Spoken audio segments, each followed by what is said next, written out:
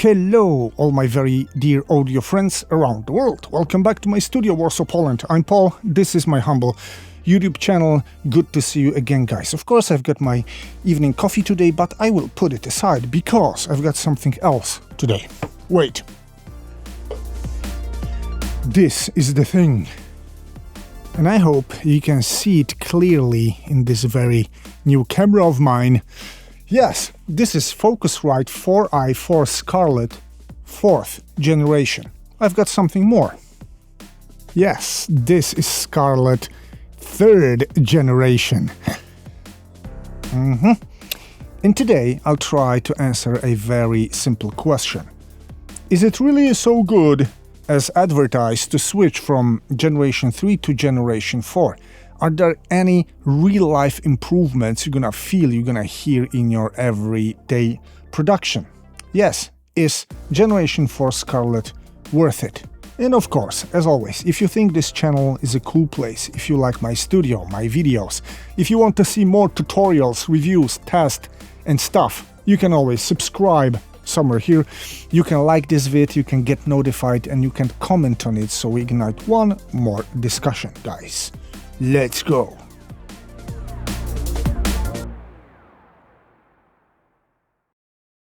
As I own 4i4 Gen 3 and I have it in the studio, I thought it's a cool idea, the obvious one, to start by comparing physical aspects of both units. So Gen 3 is significantly smaller, lower profile, also it's not that deep, and I have to tell you, I really like it about the previous generation. It's really compact. It's small, you can take it everywhere. Also, the quality of the build is fine, it's kind of sturdy. I think that Focusrite units are kind of robust still. It never broke, of course. I've got two preamps with gains. I've got main monitor volume here. I've got headphone volume here. And of course, MIDI in, out, USB, which is both power and PC communication.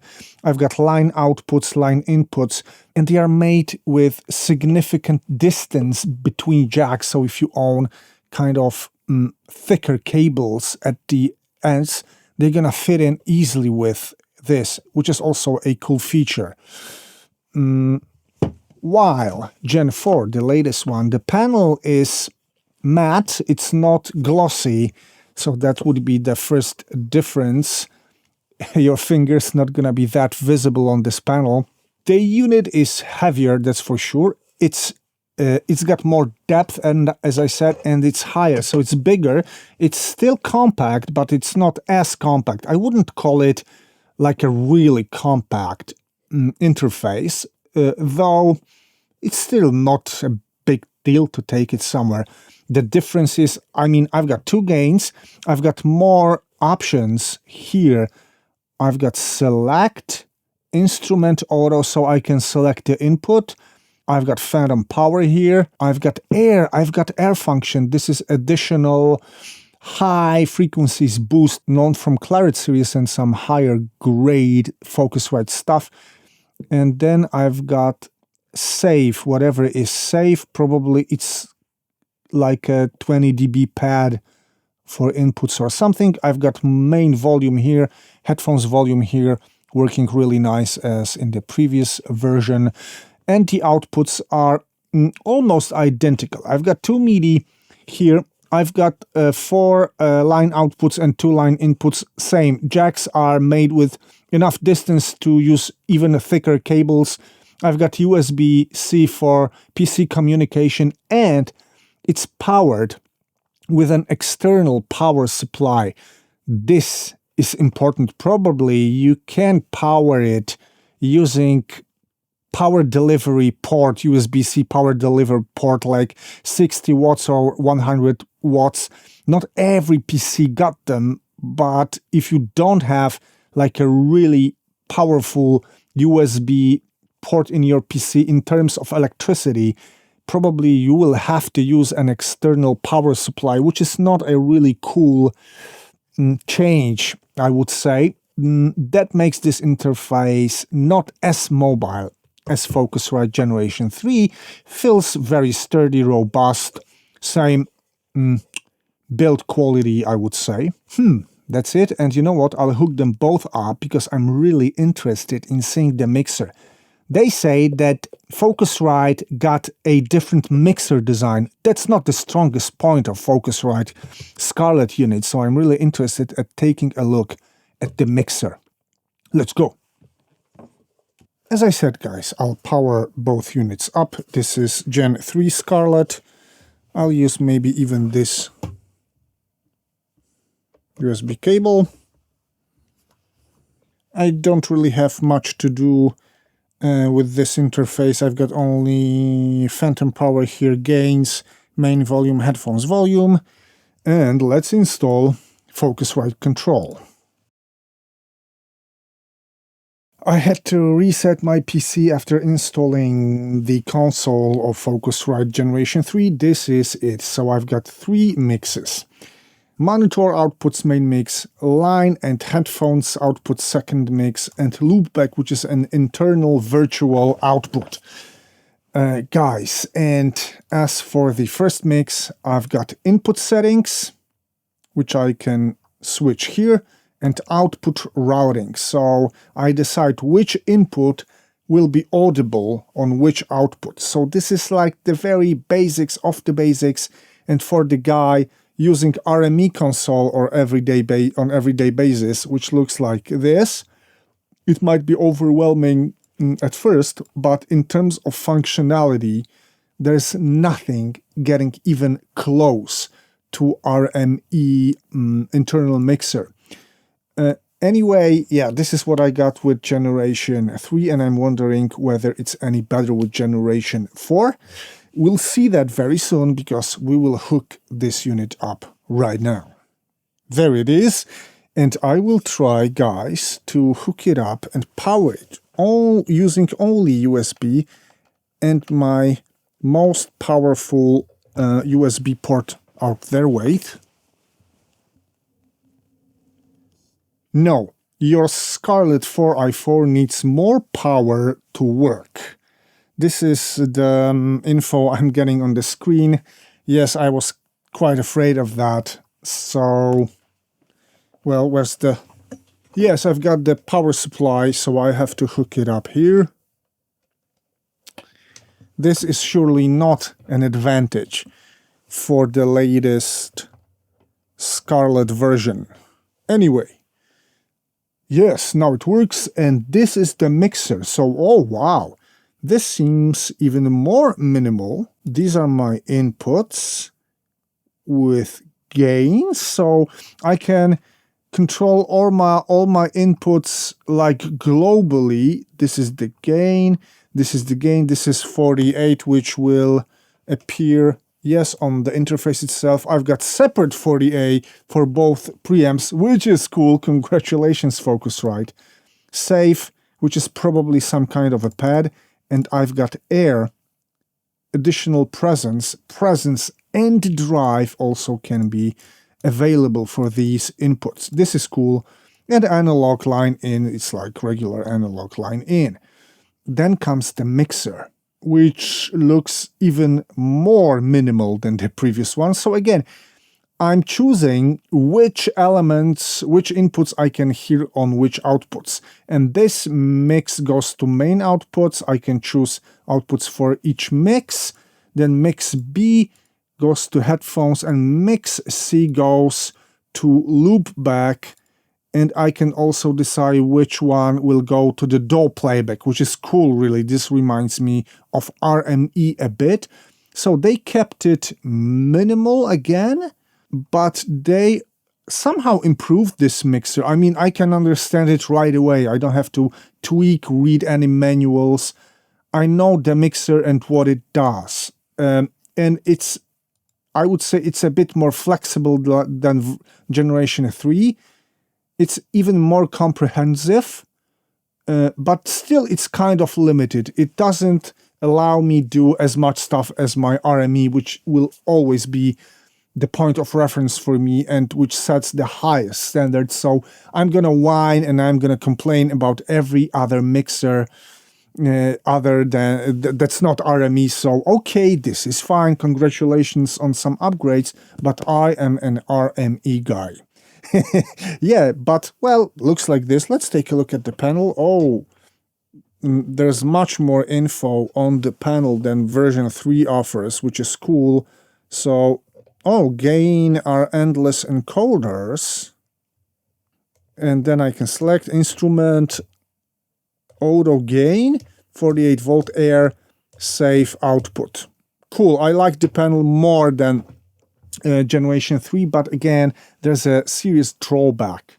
Yes, to power on your SCARLETT 4i4 using bus power, connect USB cable from your pocket to your SCARLETT. Mains power, so it is possible to use a computer USB port, but it has to deliver at least 60 watts, I suppose, or so. Okay, so 1.5 ampere USB.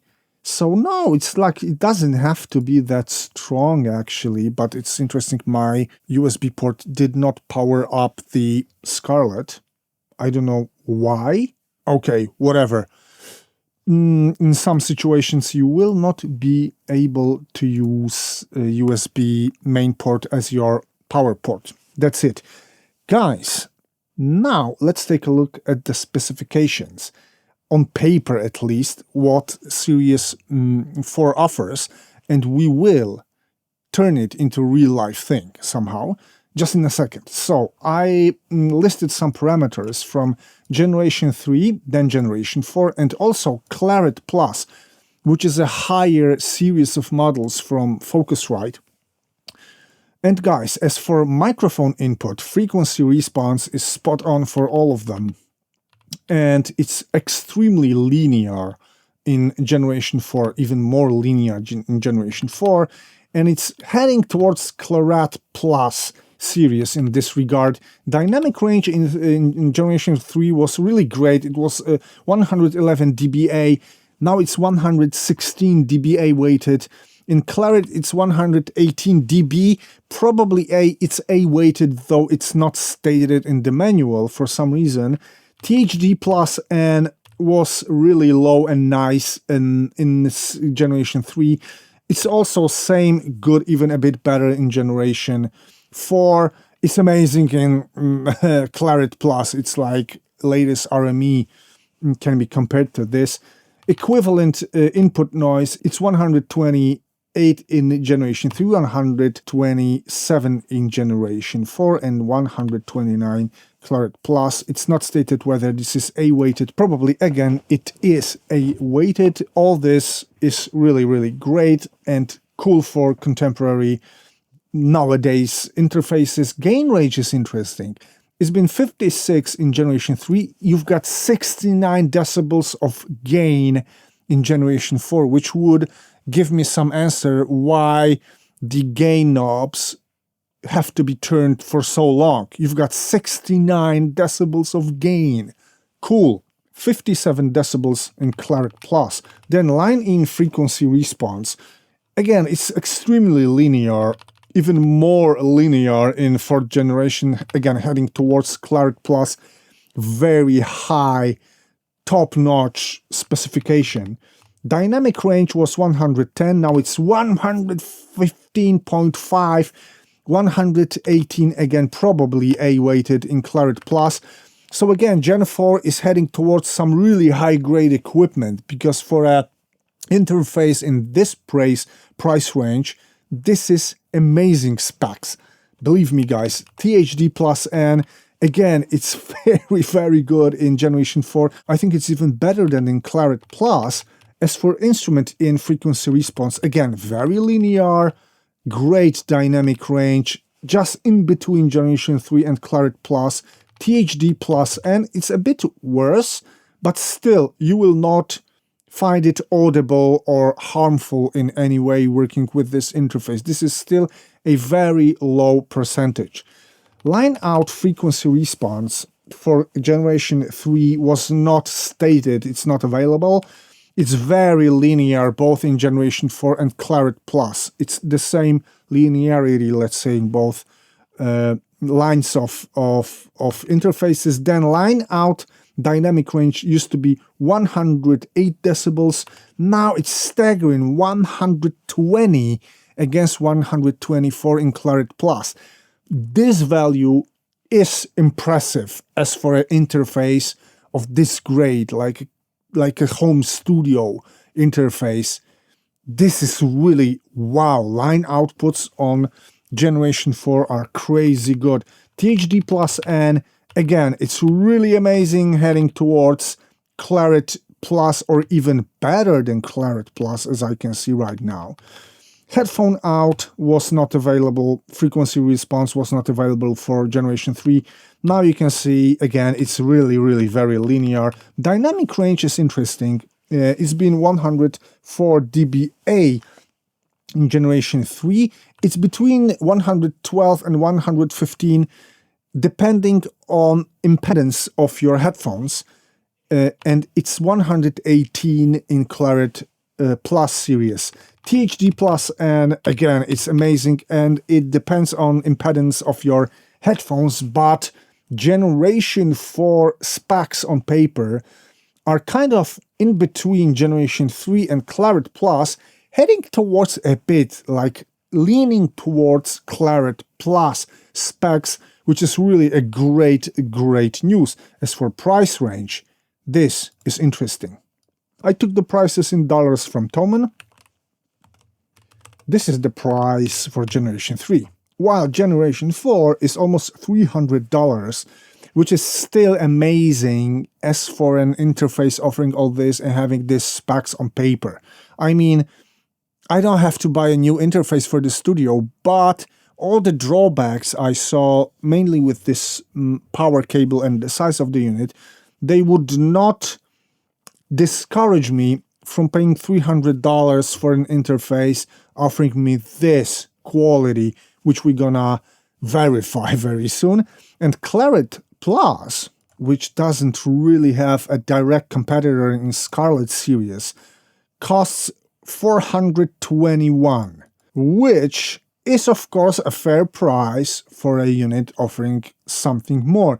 So both for functionalities, specifications and price, Generation 4 seems to be closer to Claret Plus than to Generation 3.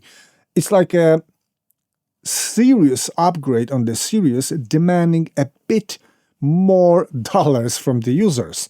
But is it all really worth it? We'll check it out very thoroughly, and we're gonna make it a real-life test, let's say, because do you remember my MT48 Neumann review? You'll find the link here. I did the re-recording test 10 times, 20 times, and 40 times using line in and line out of the very same unit to test both digital to analog, analog to digital input-output converter quality of the unit, so that I learned a lot about what Claret Series 3 and MT were capable of, and now we're gonna do exactly the same for this unit. We're gonna take the same sample we used and we're gonna run it 10, 20 and 30 times to check out the quality.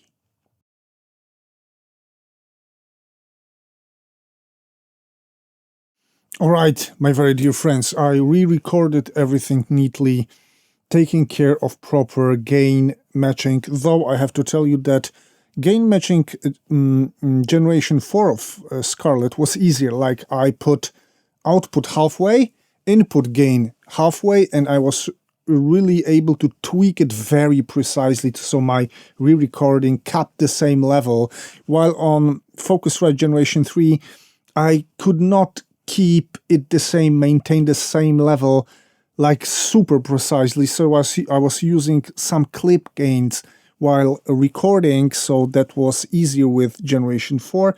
When phase aligning signals, that Generation 3 causes more phase shifts.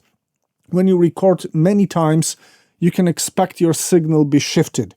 And with Generation 4, it had less extent, it was less of an issue, while in Generation 3, my phase alignments had to be a bit more significant, let's say, though nothing out of ordinary, let's say. all was good also with generation 3. And here's the session after all the re-recording. Here's the initial sound, then generation 3 Scarlett 10, 20, 40 times generation 4, and the previous MT48 interface that I told you about. Let's not listen to the initial, let's compare Scarlett generation 3 and generation 4, re-recorded 10 times. Hello, this is the test recording for Neumann MT48 interface. Hello, this is the test recording for Neumann MT48 interface versus Camden EC1 preamp plus Focusrite Octapre added unit versus Camden EC1 preamp plus Focusrite Octapre added unit. Hope you like it, hope you subscribe to my channel and discuss things with me down below. Hope you like it, hope you subscribe to my channel and discuss things with me down below. Frankly, they are virtually the same. I feel no difference at all. Probably technically they are not identical sample by sample, but there's seriously no audible difference, so I'll switch to 20 times re-record of both interfaces. Hello, this is the test recording for Neumann MT48 interface. Hello, this is the test recording for Neumann MT48 interface versus Camden EC1 preamp plus Focusrite Octapre added unit versus Camden EC1 preamp plus Focusrite Octapre added unit. Hope you like it, hope you subscribe to my channel and discuss things with me down below. Hope you like it, hope you subscribe to my channel and discuss things with me down below. I have to tell you that I have a feeling that Scarlett 3 is getting brighter or Scarlett 4 is getting darker. But it might be as well my imagination, because there's the slightest trace of a difference, if any. So let's switch to 40 times re-record. Hello, this is the test recording for Neumann MT48 interface. Hello, this is the test recording for Neumann MT48 interface versus Camden EC1 preamp plus Focusrite Octapre added unit versus Camden EC1 preamp plus Focusrite Octapre added unit. Hope you like it, hope you subscribe to my channel and discuss things with me down below. Hope you like it, hope you subscribe to my channel and discuss things with me down below. I will take a listen again to this very last sibilant part, because here I can feel it most. Hope you subscribe to my channel, hope you subscribe to my channel. Generation 3 seems a bit brighter, but is it really, or maybe it's just me making up things? To really check on that, I put M multi-analyzer 4 instances on the initial sound, Scarlett generation 3 40 times, generation 4 40 times, and MT also 40 times, and I would listen to the initial sound, like not the re-recorded one, and Scarlett generation 3, so that maybe it shows me that the Scarlett signal is brighter in any way. Hello, this is the test recording for Neumann MT48 interface versus Camden EC1 preamp plus Focusrite Octapre added unit. Hope you like it, hope you subscribe to my channel and discuss things with me down below. So it seems that this difference is most visible when there's only noise. It affects the noise floor, not the signal itself. For the signal itself, there's maybe a slight bump above 10K, but the noise here, like the noise floor, changed. The largest difference is here. It seems like around 10 decibels. 20 times re-recorded, 40 times re-recorded means 0.25. I didn't even have to take the calculator. That would mean that there's a difference up to 0.25 decibels, a quarter of a decibel, between the original and the Focusrite. So Focusrite is linear up to 0.25 decibel in the real-life test, which means nothing. Come on, it's fully functional. It's even pristine, I would say. I'm quite amazed with the quality of Generation 3, but if I was about to make a guess right now, I would say that Generation 4 is more linear and it's closer to the original signal. Let's take a look. Hello, this is the test recording for Neumann MT48 interface versus Camden EC1 preamp plus Focusrite. So you can see that it did almost nothing to the signal, like seriously nothing. And as for the noise floor, let's also test out this. So it added up a bit in the whole range. It simply put the noise floor higher in general, but in a very linear way, up to 20, maybe 20K is different, and the bass maybe is different, but, well, this thing is very linear, let me say. And wow, I mean, it did almost nothing to the signal. So congratulations on this, because this makes difference technically. Probably in every day use you won't feel it as much, but this difference is there. So Generation 4 is improved in some way. But what about MT48 against Generation 4? Let's take a listen now. Hello, this is the test recording for Neumann MT48 interface. Hello, this is the test recording for Neumann MT48 interface versus Camden EC1 preamp plus Focusrite Octapre added unit versus Camden EC1 preamp plus Focusrite Octapre added unit. Hope you like it, hope you subscribe to my channel and discuss things with me down below. Hope you like it, hope you subscribe to my channel and discuss things with me down below. So I suppose that MT48 signal is not as close to the original as Generation 4, but you know what, in a good way, it's rounded. It's got something like the tiniest trace of roundness in the lows, and I also think it's a bit darker in the high end. I'm not sure about it, but I will run multi-analyzer comparing SCARLETT and MT4. What's really surprising is that MT48 noise floor seems higher. I mean, this is 100th part of a decibel, because this is 40 times recorded, but it is there. And this is a surprise. Also, Neumann seems rounder in the low end, and yes, it is duller in the top end. Let's compare the signal as a whole. Hello, this is the test recording for Neumann MT48 interface versus Camden EC1 preamp plus Focusrite Octapre added unit. Hope you like it, hope you subscribe to my channel and discuss things with me down below. Yeah, so like Generation 3 bumped the signal, MT48 darkened the signal, and Generation 4 of SCARLETT kept the signal as close to the original as possible. Which is a great news, because this is a really high quality interface, it appears. Guys, I believe I'm ready to sum the things up.